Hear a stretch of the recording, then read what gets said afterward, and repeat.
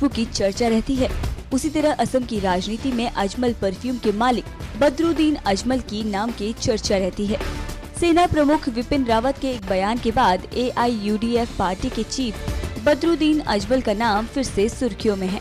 रावत ने एक सेमिनार में कहा कि बीजेपी के मुकाबले AIUDF का विकास तेजी से हुआ है। इस रिपोर्ट में हम आपको बता रहे हैं कि बदरुद्दीन अजमल कौन है।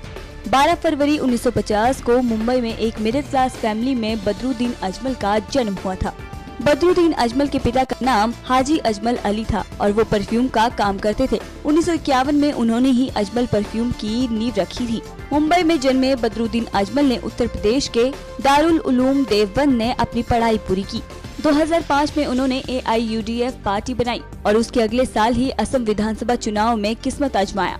पहली बार मैदान में उतरी अजमल की पार्टी ने साल 2016 में अल्पसंख्यकों के समर्थन से 10 सीटों पर कब्जा जमाया। अजमल के इस सफलता ने सबको चौंका दिया। 2011 में उनकी पार्टी ने 18 सीटों पर अपने उम्मीदवारों को जीत दिलाई।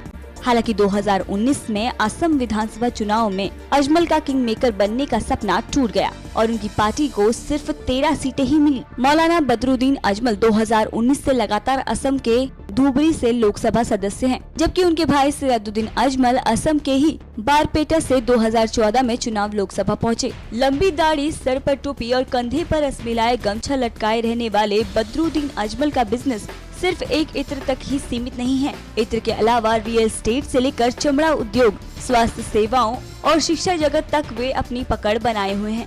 अजमल फाउंडेशन के नाम से असम में कई शिक्षा संस्थान, मदरसे, अनाथालय और अस्पताल भी उनकी मदद से चलते हैं।